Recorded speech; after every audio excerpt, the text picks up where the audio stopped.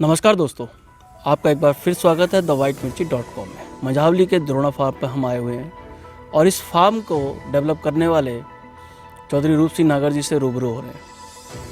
नागर साहब न केवल इस फार्म हाउस को डेवलप करने के लिए बल्कि देश को भी विकसित करने के लिए बहुत सारे फार्मूलाज अपने मस्तिष्क में रखते हैं।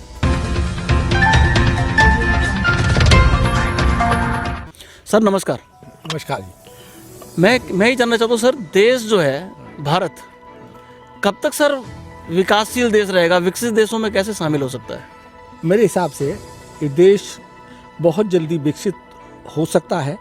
मेरे 2-3 पॉइंट हैं, उन पर अमल किया जाए तो बहुत जल्दी ये देश विकसित हो जाएगा। पहला पॉइंट मेरा है बिजली का। गांवों में ऐसी बिजली दी जाए कि 3 फेज और फैक्ट्रियाँ वहाँ लग सकें, ताकि गांवों से पलायन शहर के लिए बंद हो जाए और शहर वाले लोग आकर के वहाँ अपनी वर्कशॉप लगाएं, फैक्ट्री लगाएं, धंधे करें। हमारे सारे गांव वालों को जो है पूरी तरह से उनको काम मिल जाएगा, रोजगार मिल जाएगा और कोई किसी तरह से बेरोजगार नहीं रहेगा। मैं जहाँ तक समझता हूँ कि प्राइवेट को पावर हाउस लगाने के देश में कई हजार पावर हाउस लगाने की जरूरत पड़ेगी। प्राइवेट आदमी को दे दिया जाए, उनसे बिजली खरीदी जाए, गांव और शहर इकट्ठा एक जैसे हो जाएंगे, विकसित होकर के सारे बिजनेस जो गांवों के अंदर लग जाएंगे। गांवों का एक भी बच्चा बेरोजगार जो नहीं रहेगा। अभी तक बड़ी शर्म की बात थी कि 70-75 साल आज़ाद हुए देश को हो गए, 1947 से आज़ाद हुआ था, अभी तक कई हजार गाँवों में बिजली नहीं थी। मोदी जी ने वहाँ पर बिजली पहुँचाई है। आप मतलब ये कह रहे हैं कि अगर बिजली प्रॉपर हो तो वहाँ पे उद्योग धंधे जा सकते हैं, रोजगार सृजित हो सकता है, गाँव से शहर की तरफ जो पलायन है वो रुक जाएगा। दूसरा क्या मुद्दा आपकी नज़र में? दूसरा मुद्दा मेरा पानी का है। मैं अभी कुछ दिन पहले राजस्थान गया था, तो मैंने वहाँ पता लगा मुझे कि पानी 600 फुट के करीब है नीचे, वो वाटर लेवल जो है, और 30-40% जो ज़मीन है बिना पानी के उसमें जुताई बुआई नहीं हो रही है। तो मेरा मतलब है पानी हिंदुस्तान के अंदर कमी नहीं है। जैसे भाखड़ा डैम पर डैम बना दिया, पानी को रोक दिया गया, वहाँ बिजली और बनी वहाँ पर, और नहरों के द्वारा कई जगह पानी दे दिया खेती बाड़ी के लिए। इसी तरह से सारे नदियों को जोड़ दिया जाए, और जैसे बारिश का पानी होता है, ढलान हमारा नॉर्थ से साउथ तक है, वो सारा पानी जो है बह के फिर समुद्र में चला जाता है। मैं राजस्थान में नहीं, मैं कहता हूँ सारे देश में भी काफ़ी ज़मीन ऐसी हैं बिना पानी के लिए नहीं हो रही हैं। तो वहाँ पर पानी अगर दे दी जाए, फसल हमारी कई गुना हो जाएगा। और मैं जहाँ तक समझता हूँ कि पूरे भारतवर्ष में इतना अनाज पैदा हो जाएगा कि सारे संसार को खिला सकते हैं। एक सवाल ये भी आएगा कि बारिशों में तो पानी खेतों में भी बारिश हो जाती है, कहाँ जाएगा? उस समय पानी को नहरों के द्वारा कुओं में अंदर डाल दिया जाए, नहरों के किनारे, सड़कों के किनारे, रेलवे के किनारे पे बोर किए जाए 10-10, 12-12 फुट के, उनमें बोरों में पानी डाल दिया जाए। मेरी गारंटी है कि पानी जो वाटर लेवल जहाँ 300, 400, 500, 600 फुट पे है, 10-12 फुट पे हो जाएगा और फसल जो है कई गुना हो जाएगी पानी की वजह से। तो हमारा देश खुशहाल हो जाएगा।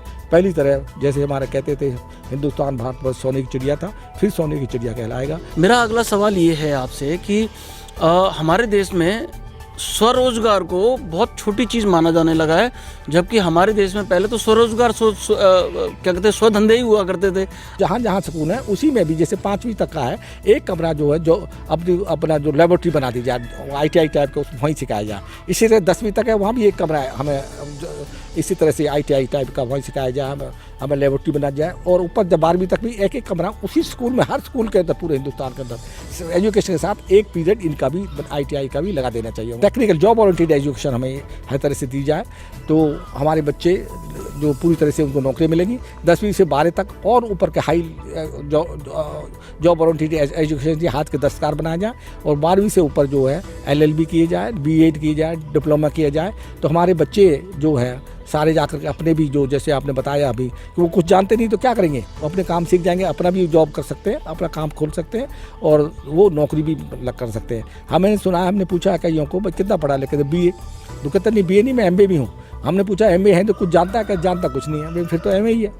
हम सर ऐसा मानते हैं कि भारत बढ़े कैसे? हम कहते हैं कि बाहर से लोगों को हम आकर्षित करते हैं, आइए हमारे यहाँ इन्वेस्टमेंट करिए, लेकिन यहाँ पर बताते हैं कि लाल फीताशाही बहुत ज़्यादा है। अगर इसको इनकम टैक्स को 30% से 5% पर तकरीबन ले दिया जाए तो मेरे ख्याल से ये 30% से 50% तक लोग जो है इनकम टैक्स पेड करेंगे। 30% से 5% करने में 6 गुना कम होता है, लेकिन अगर 40% लोग इनकम टैक्स रिटर्न भरेंगे, टैक्स पेड करेंगे तो 8 गुना हो जाएगा रेवेन्यू, उससे भी ज़्यादा मिलेगा।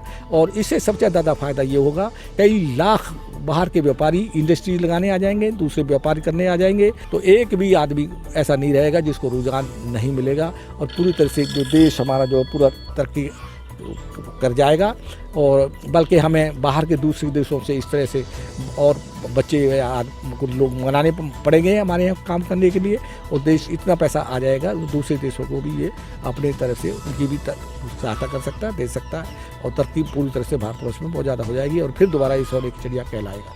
यह है चौधरी रूप सिंह नागर जी, बात कर रहे हैं देश की कि देश कैसे विकासशील से विकसित हो सकता है। मैं चाहूँगा सरकारें और प्रशासन में शामिल लोग इन पर ध्यान दें, क्योंकि हम केवल ये चाहते हैं हमारा देश तरक्की करे।